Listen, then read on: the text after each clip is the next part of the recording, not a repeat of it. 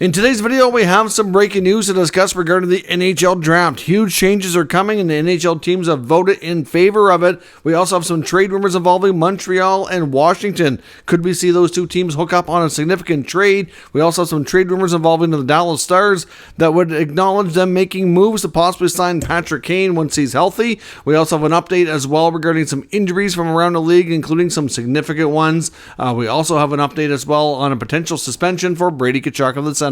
All that and more, plus news from the waiver wire, coming up next.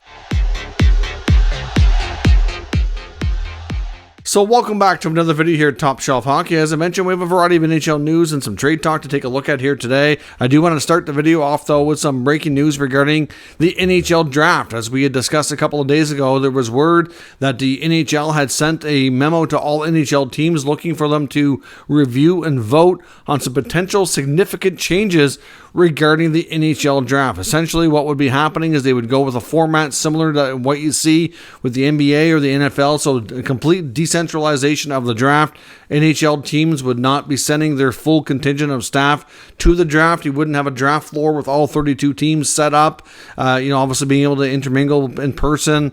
They'd all be basically back at their main team headquarters. They might obviously have some representatives there in the building, of course, to obviously acknowledge their newly drafted players. I believe as well you might only see some smaller amount of players that actually go to the draft, including players that are expected to be higher picks. I mean, a couple of things here. One, the rationale here is the league acknowledged that they were getting some feedback from teams that with the draft and free agency so close together, that's a lot of travel and a lot of teams want to have time to prepare, and it would make their world and life a lot easier if they could do it from their headquarters, of staying home from their own building, own office building, or what have you. I mean, not all teams, their arenas are going to be the same with their offices and boardrooms, etc. But at the end of the day, it wouldn't involve a significant expense to pay for travel for all these people, and you could be, in your local offices preparing for free agency as well. So there is that. Hopefully the NHL will take something like the NBA's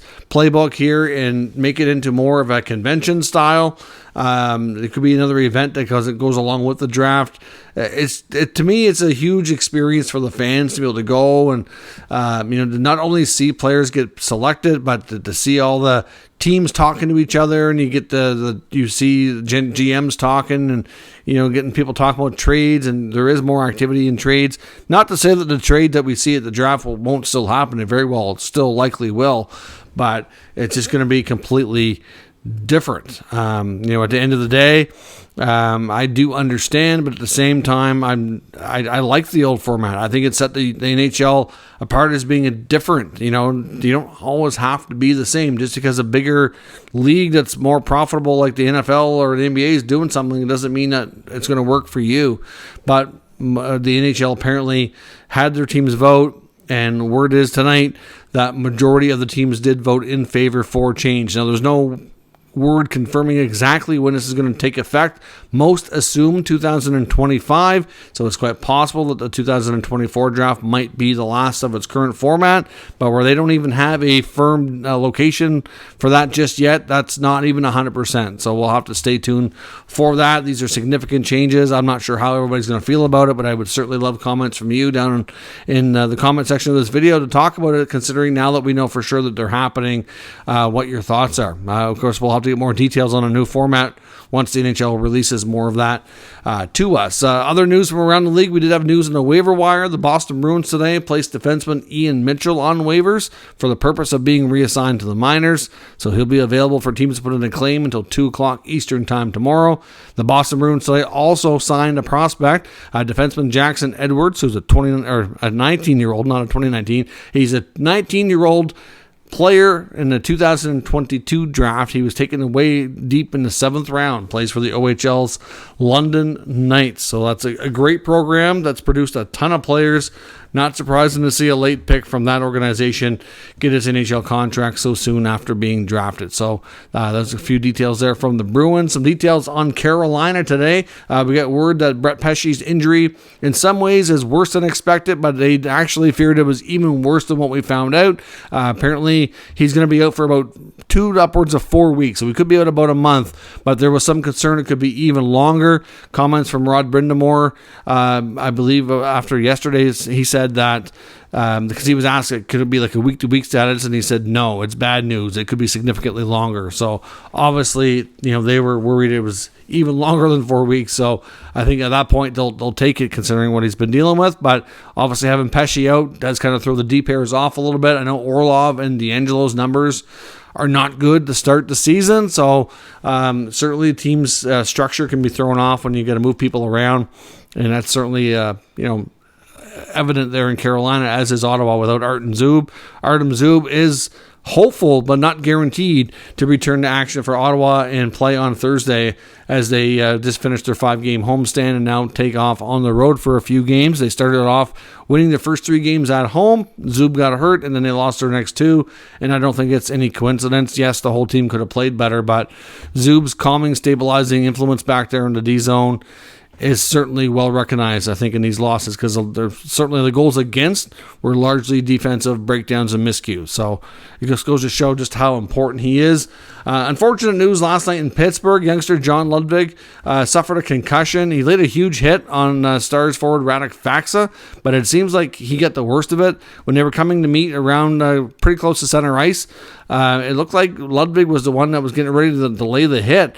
But it's just sometimes the way you collide, he did get the worst of it. Faksa was back up fairly quick. Ludvig was down, and you could tell it was bad news. He had to be helped up off the ice and helped up and off the ice by some of his teammates. He did technically get off on his own, but certainly didn't look good. And it was his first NHL game, too, so you feel terrible. You don't want to see something like that happen. Obviously, he's going to be out for a period of time, but because of the nature of the injury, it's really difficult to put any kind of timeline on it right now, so they're just calling it indefinitely.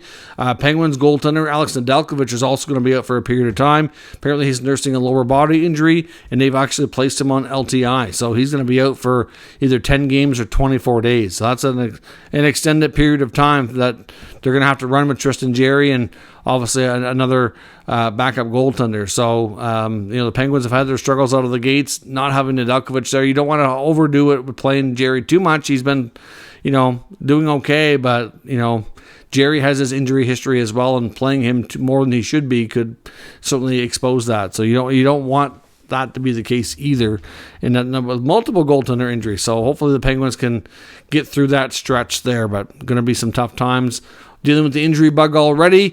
Speaking of injuries, Calgary Flames young prospect Jeremy Poirier, former St. John Sea Dog, apparently he's going to be out for quite a while as well. He suffered a skate laceration to his arm, which required surgery, and they don't have an exact timeline, but he's out indefinitely. I would suggest it's not going to be something that happens really quick. It's going to be a prolonged recovery for Poirier. Unfortunately, last night in the game between the Senators and the Sabres, at the final 5 minutes, we did have a fight between Brady Tkachuk and Alex Tuch, which resulted in Brady Tkachuk getting a instigator penalty, which normally automatically comes with a 1-game suspension. Those situations are usually automatically reviewed by the NHL as well, and I know the team was going to be looking for the suspension to be wiped out because they didn't feel it was justified and really agree with the instigator penalty. Obviously, Alex Tuch really interfered with Tkachuk in the first place, which is what upset him, which is why he dropped the gloves and said, come on, let's go. And Tuch was a willing combatant at that. So to me, Tuch initiated the incident, so it's not instigated because of that. When Brady dropped his gloves, Tuch did as well. So really, those two had been going at each other for a while, and Brady was already pretty hot, so it wasn't going to take a lot to set him off. And like I said, with Alex Tuch, it's like one of those, when you mess around, you're going to find out what you're going to get. And Alex Tuch's face doesn't look too good today.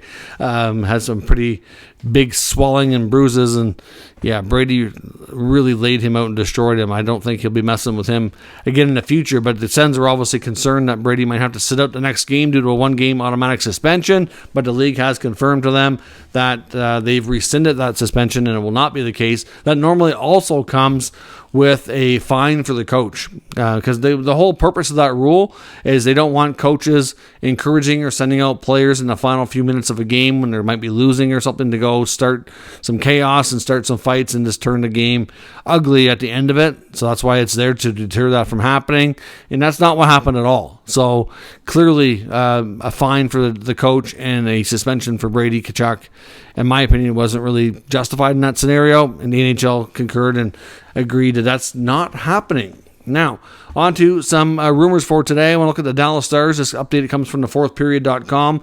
Elliot Friedman also put out a written blog today, and he also touched on the fact that Dallas is indeed interested in Patrick Kane.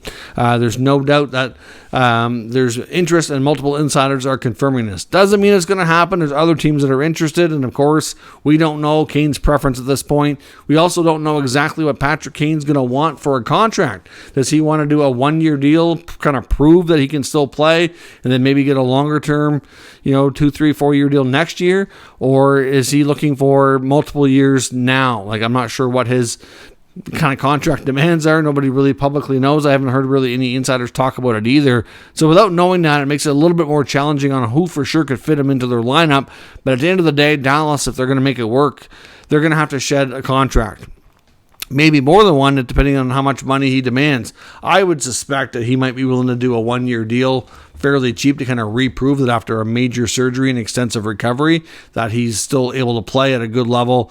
So maybe he'll give teams a break this year and then get paid more next year. I don't know. We'll have to wait and see, of course. But at the end of the day, according to Dave Pagnotta, the Dallas Stars, even though it's early, if it gets to this point that they're going to be in the running for Kane, and they're hoping they will be, Mason Marchment, who's making $4.5 million, but does have some trade protection in his contract, and Radek Faksa at $3.25 million are the most likely forwards that they would be looking to move to free up the money in the roster space to get Kane on there. I mean, I know there was talk about Faksa even last year. Marchment didn't have the greatest start. Like, it just wasn't keeping up with the same production he was doing in Florida. So we'll see. I know he's had a quiet start to his season this year too. So Dallas will be an interesting team to watch for sure. And could we see a big trade between Montreal and Washington? Dave Pagnotta also confirms today that the Capitals and the Habs have indeed had some conversations. Hard to say exactly how far those talks have gone or if they'll reignite. But for right now, one of the main things we've heard is Washington and the Habs talking about Anthony Mantha. Now, we know they have a big LTI pool, so Kent Hughes and Montreal are certainly in a situation where they can take on contracts and they can garner extra assets for the future while doing so. So if you want to pay them to take a contract, that's possible they could do it. And of course, early in the season, they might be able to rehabilitate that player and move him again at the deadline to get some assets again. You just don't know, right? So at the end of the day here, Mantha's a player that Washington's been wanting to move a long, long time. Even at 50% retention, is that something Montreal wants to do? They got to figure out if there's any value. Apparently, during those conversations, there's some talk that it could become a three-way deal. Montreal, of course, would really want to and prefer to part with Yoel Armia as part of any kind of trade involving an unfavorable deal coming back. They don't really want to take on one without having one of their own go out the door, right? So they've tried to trade Armia for some time. They put him through waivers, and there's been no takers. So I don't know that there's much of any type of trade market for him.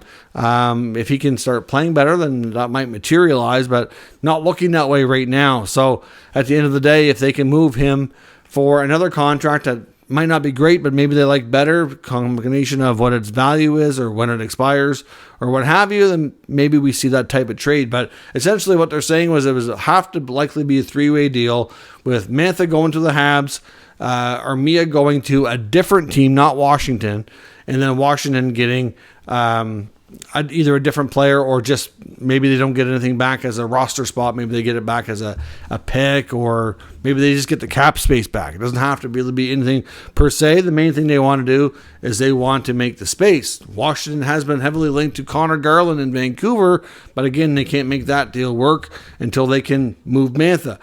Vancouver can't take Mantha, so maybe Montreal can do that, right? So maybe, but Vancouver's not going to want to take Armia. That's the kind of the catch in all this.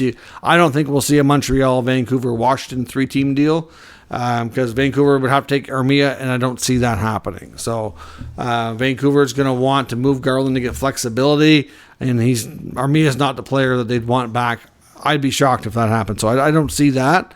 But Washington and Montreal being involved, both moving Mantha and Armia, with a third team involved does make some sense. I don't know who that third team would be. It's likely going to have to be a team that has space and or accumulating assets like Washington or like Montreal has. So I would suggest, it could be Chicago, could be Philly, could be Anaheim. Hard to say, but any of those teams could possibly be kind of in the mix there. But I'm not sure who the third team could be just yet. But look for those players to be in continued discussions and conversations, and we'll see if Montreal and Washington and the third team can come to terms on a trade. They'd love to move these contracts and kind of get on to a fresh start for some of these players. So let me know your thoughts on all of today's news and rumors down in the comments. We'll discuss further. If you're new to the channel, make sure you subscribe and stick around. We'll keep you up to date with the latest news, rumors, and analysis of all 32 NHL teams. Thanks for watching, and I'll catch you next time.